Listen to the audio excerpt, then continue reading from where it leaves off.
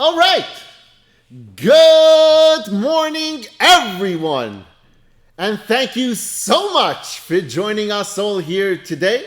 Today's shiur should be Le'ilu Nishmas, our dear friend Menachem ben Yisrael Yaakov, as well as my dear aunt Rivka Bas Gavriel Tzvi, and for Zaidi, Reb Shmuel ben Yosef Dov HaKohen, and L'Schus L'Refuah Shalema Bekarov Meshalom ben Sarachol, Miriam Bas Sarah, and Yair Yershia ben Chaya Atara.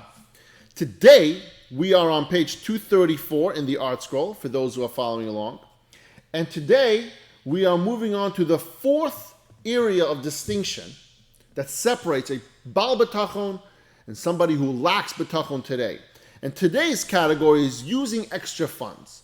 And we're going to talk about what it means, how a Baal Bitachon carries themselves with the additional income that they have, meaning beyond their basic necessities. They're supporting themselves, they're putting food on the table, they have a comfortable life, and they have extras. They're putting away savings, maybe a lot more savings than they might even need for the future.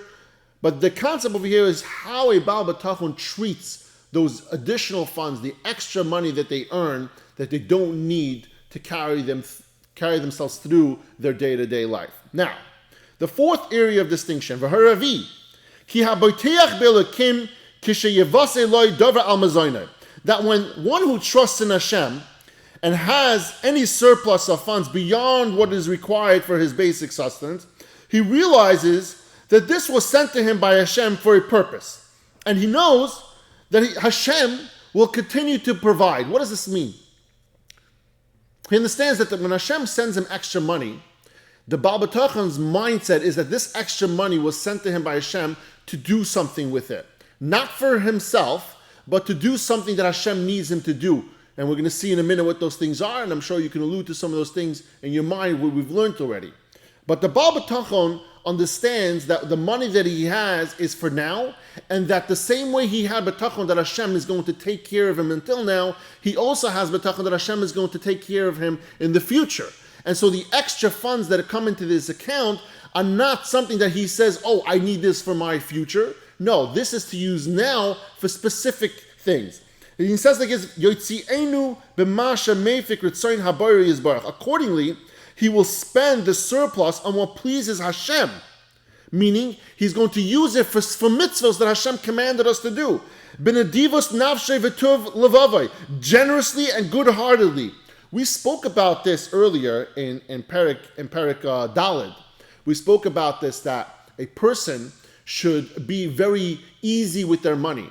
And what that we spoke about then was that a person, when he has that additional income, that he should be easy to spend it on mitzvahs, to be easy to spend it on building up Torah, yeshivas, batei midrashim, things that Hashem wants us to spend it on mitzvahs, like building sukkah, buying a lulav and esrog, all things like that, nice pair of tefillin. So when the Rav Av tells us to be easy with our money, it doesn't mean to blow it on stupidity. It means to be easy with it, to do things for Hashem, that we shouldn't have a heavy heart when we go and spend extra money on a mitzvah. We should do it wholeheartedly and with full will.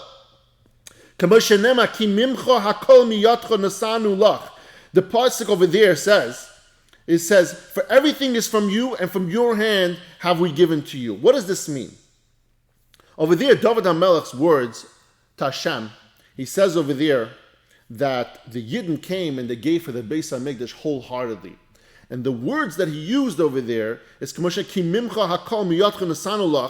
is that everything is from you. And so what he was trying to point out, Hashem, you know why it's so easy for us to give money for the Beis HaMikdash? You know why it's so easy for a Yid today to give money towards building yeshivas and for tzedakah?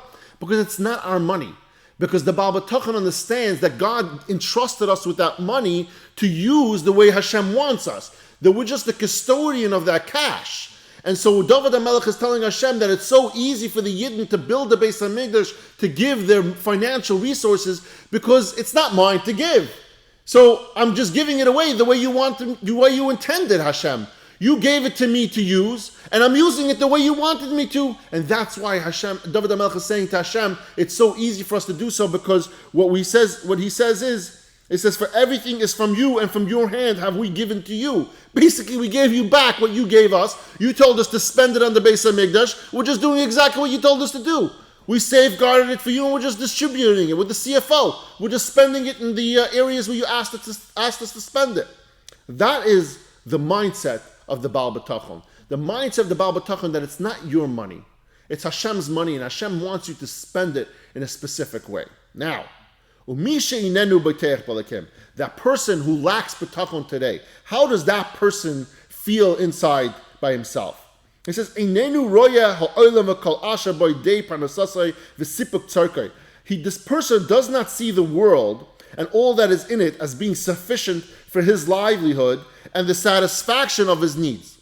And no matter how much money he has saved up, it's never enough, because he needs, for the future, he needs to make sure that he's always going to be taken care of.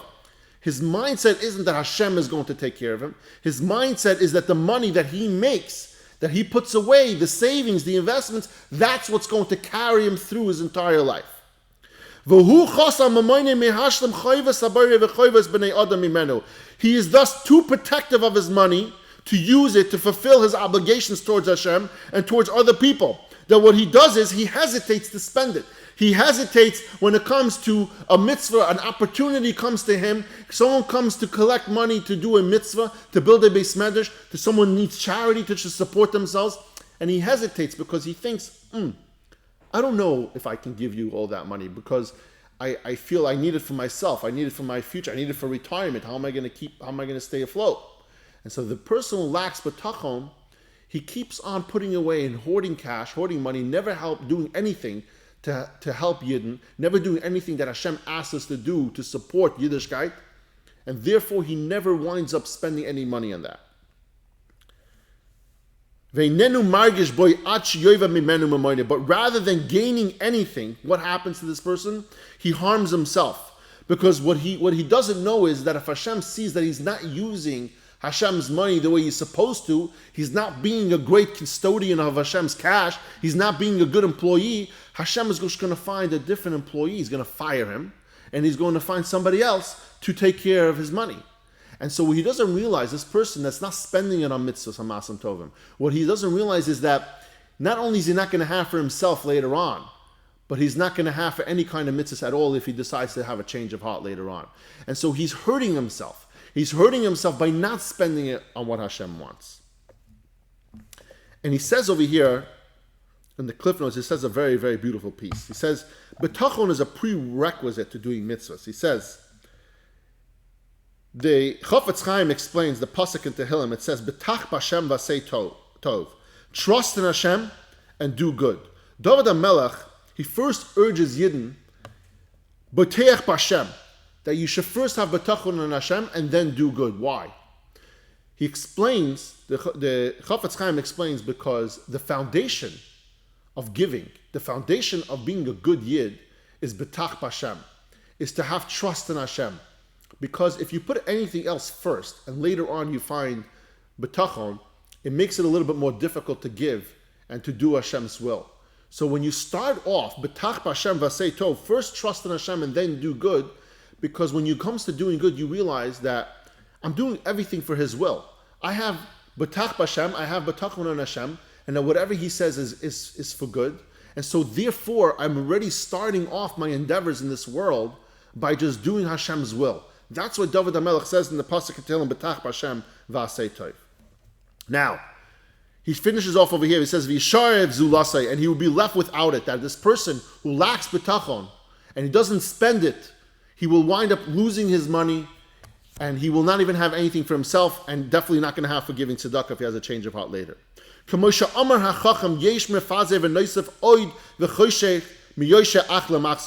HaMelech said, there is one who scatters, and more is added, and one who refrains from what is proper only for a loss. The one who scatters is the person who's easy with his money. He scatters his money, he spreads it out. He uses his money to build up Yiddishkeit. He uses his money to help people, to help Yidden. He gives tzedakah. Anytime somebody comes his way, he sees it as an opportunity that came his way to invest in what Hashem asked him to do. Some people see business deals and they analyze a business deal whenever they come his way. The person with Bitachon, every time a mitzvah comes his way, he sees it as an opportunity to do avodas Hashem, an opportunity that came to him, and he's thankful that Hashem brought him this opportunity, and he's going to do everything he can in order to make sure that happens, because that's what he wants. He wants to do God's will, and he knows God gave him all this extra money just to be able to support Yiddishkeit. And that is the Baal Bitachon. And the person who lacks Bitachon today doesn't understand that. He doesn't realize that the whole purpose here is to do avodas Hashem. And by him thinking that he's going to hoard his cash and not give tzedakah, not because he wants to be bad, but he thinks because he needs to put away for himself so he can sustain himself till death do us part. That's the mistake he's making. He's making that big mistake that he's not going to have a leftover for that either. God might take that away from him. And then he won't have the mitzvahs to go with either. And we learned that earlier on in the introduction that a person who is easy with their money, and then later on in Perek Dal we spoke about that, a person who's easy with their money, what would happen is if he one day comes and he has a loss of income and he loses all his wealth, but what happens from there is that all the money that he gave in tzedakah, that schar that he gets, that stays with him forever. He can never lose that money. And I told a story then that I met this gentleman in shul once and he was collecting money. He told me that he was in London a couple of years prior and he was raising money for his yeshiva, and a wealthy man gave him a substantial amount of money. 2 years later, he came back there again and he went to that same wealthy individual, and the person said, I don't have to give you. And he spoke to him. He said he lost his business, he lost his livelihood. And the person who's collecting the money asked him if he has any regrets. And he says, yes, my regret is that I didn't give you more money back then. You know why? Because had I given you more money back then, I would have gotten schar for that money. And I would have lost less money in my business endeavors. But what I would have been left with was the schar, the mitzvah for tzedakah. The more you give, the more bota midrashim, the more schools and yeshivas that we put up, the more hidden mitzvah we do by spending money on our esrog, our lulav, our tefillin, our tzitzis. We don't cheap out. We realize when it comes to doing mitzvahs, it's a whole separate situation over there. We don't look at there's a budget I can't spend. No, spend. Be easy with it. Hashem will give it to you. I promise you.